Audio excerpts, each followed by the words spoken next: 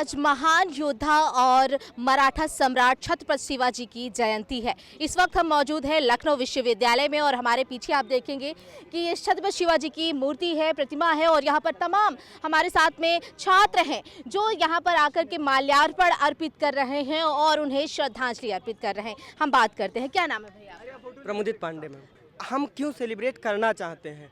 भारतीय उपमहाद्वीप में लगभग 1100 के आसपास से विदेशी आक्रांता आते हैं और उसके बाद से हम अगले 700 साल तक, 600 साल तक, 500 साल तक कोई ऐसा भारतीय सम्राट नहीं देख पाते हैं जो कि प्रॉपर किंगशिप में हो।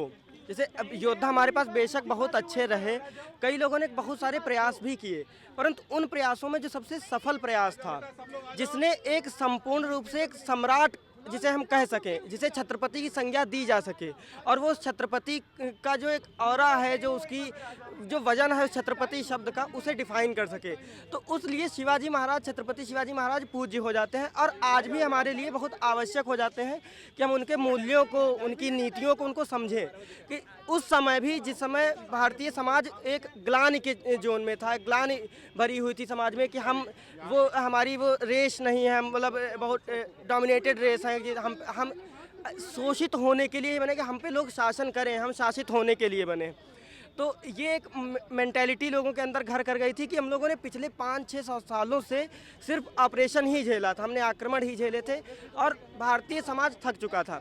उस थके हुए समाज को जगाने का काम, उसको ये एहसास दिलाने का काम कि तुम भी नेवी खड़ी कर सकते हो, तुम भी आर्थिक नीतियाँ बना सकते हो, तुम कृषक के रूप में अपना एक योगदान दे सकते हो और हर व्यक्ति योद्धा हो सकता है। ये जो स्वाभिमान लोगों में जगाने का काम किया वो छत्रपति शिवाजी महाराज ने किया।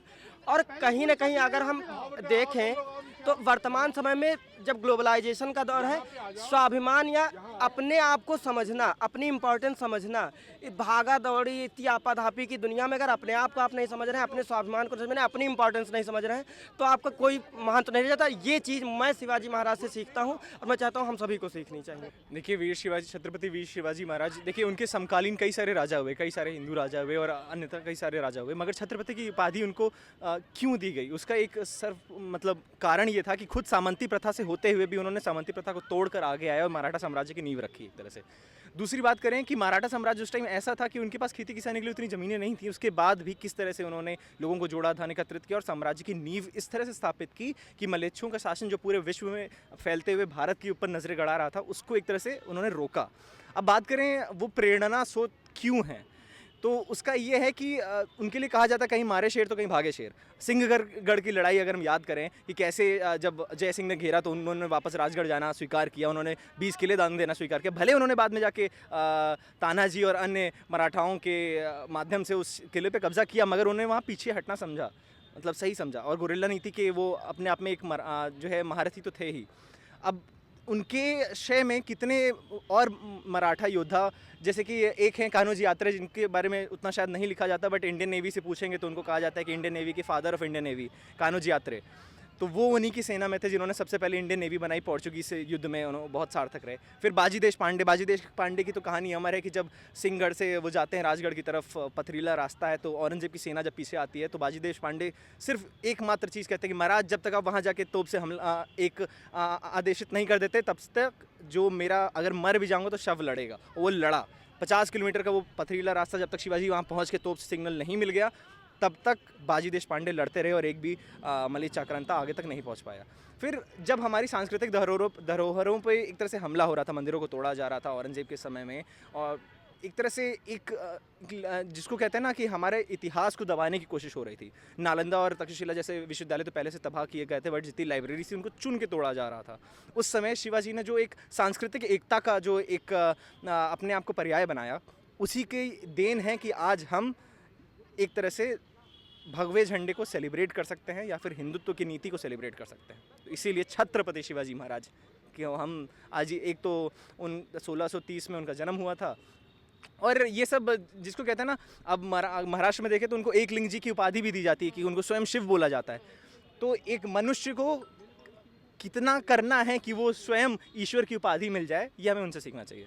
राजा तो बहुत हुए लेकिन छत्रपति एक ही हुआ, छत्रपति शिवाजी महाराज। अगर इनके जीवन के बारे में देखा जाए तो हमें ये सीखने को मिलता है कि अगर आप एक चीज़ निर्धारित कर लें तो और उसके ऊपर आप अगर मेहनत करते रहें तो आपको कामयाबी मिलेगी। जैसे महाराज ने एक स्वराज का सपना देखा था और जैसे कुछ समय बाद और वो सपना उन्होंने पूरा भी किया था। तो इनसे बहुत प्रेरणा मिलती है। और जो बहुत लोग हैं जो ये बोलते हैं कि महाराज जो थे एक रीजनल की तरह इनको जो दिखाया जाता है, तो उन लोगों को यही बोलना चाहूँगा कि महाराज की हिस्ट्री पढ़िए आप। और हिस्ट्री हम लोगों की दबाई भी बहुत टाइम से गई है। ओरिजिनल जो हमारी हिस्ट्री है वो कभी बाहर आ नहीं पाई है। तो मैं ये चाहता हूँ कि महाराज के बारे में लोग पढ़ें, उनके बारे में जानें और उनके साथ के जो लोग थे उनके बारे में भी लोग जानें। देखिए, सबसे पहली बात तो अगर आप लोग जानते होंगे कि शिवाजी महाराज ने एक ऐसी चीज़ चालू करी थी जो पहले नहीं होती थी। पहले जब जंग लड़ी जाती थी तो राजा सबसे पीछे रहता था। राजा को बचाना सबसे पहला कर्तव्य होता था पूरी आर्मी का। बट शिवाजी महाराज जी ने कहा कि मैं सबसे आगे रहूँगा। एक नेतृत्व करना सबसे बड़ी बात होती है। तो देखिए, अब तो हम कोई जंग नहीं लड़ना, ना हम लड़ने वाले हैं ना कोई और लड़ने वाला है। बट एक एज अ स्टूडेंट आप कितने अच्छे लीडर बनते हो ये आपको सीखना चाहिए। तो वो बहुत ज़रूरी है। अगर आप वो नहीं सीख पाओगे अभी, तो आगे चल के आपको कई सारी चीज़ें लीड करनी है। आपको अपनी फैमिली लीड करनी है, आपको अपने दोस्तों को लीड करना है। हो सकता है आपको अपॉर्चुनिटी दी जाए, आप उसी में एक हाथ पीछे लो। क्यों? क्योंकि आपको वो चीज़ नहीं आती। तो आप जितनी जल्दी सीखोगे as a student, as a citizen of this country, आप उतना अच्छा आगे निकलोगे। और आज हम लोग छत्रपति शिवाजी को अपनी श्रद्धांजलि अर्पित करते हैं। धन्यवाद। तो आज टीम प्राण की तरफ से हम लोगों ने छत्रपति शिवाजी महाराज को पुष्पांजलि अर्पित की है और हम उनसे कई सारी चीज़ें सीखते आए हैं और आगे भी सीखते जाएंगे। और छत्रपति शिवाजी महाराज हमेशा अमर रहे। धन्यवाद जी। उनकी जो ब्रेवरी थी उनसे हम याद करते हैं। जब मुग़ल्स आए थे तो उन्होंने बहुत अत्याचार किया था हम पे। तो उस इतने अत्याचार में उन्होंने मुग़ल्स को इतने टाइम तक अपने भारत को, हमारा जो भारत देश है उसको वो करने में, प्रोटेक्ट करने में इतना अपने लाइफ दी। उनके अंडर इतने सोल्जर्स ने अपनी इतनी लाइफ दी। तो वो थोड़ा रिमार्केबल है कि हम लोग हमेशा हमेशा उनका जो ब्रेवरी का वो है कंसेप्ट रहा है, तो वो हमें फॉलो करना चाहिए। बहुत अच्छे से याद करते हैं उन्हें। और उनके बारे में जब पढ़ा था तब तो इतना ज़्यादा वो नहीं था, बट एक्चुअली उनकी बाद में स्टोरीज़ वगैरह पढ़ के हम लोगों को उनको बारे में बहुत अच्छे से मालूम हुआ, क्योंकि स्कूल में तो ऐसे बताया नहीं जाता है।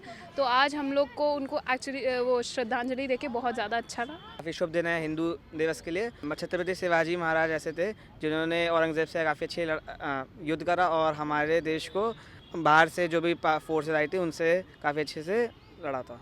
तो ये सभी लखनऊ विश्वविद्यालय के छात्र हैं जिन्होंने आज छत्रपति शिवाजी को यहाँ पर आकर के पुष्पांजलि अर्पित किया है और कहा कि उनका जो महान योद्धा जिस तरीके से थे और उन्होंने हमारे देश को बचाने के लिए जिस तरीके से युद्ध किया, वो हमारे दिलों में हमेशा हमेशा के लिए याद रहते हैं और उनके ही मार्गदर्शन पर हम सब चलने का प्रयास भी करते हैं।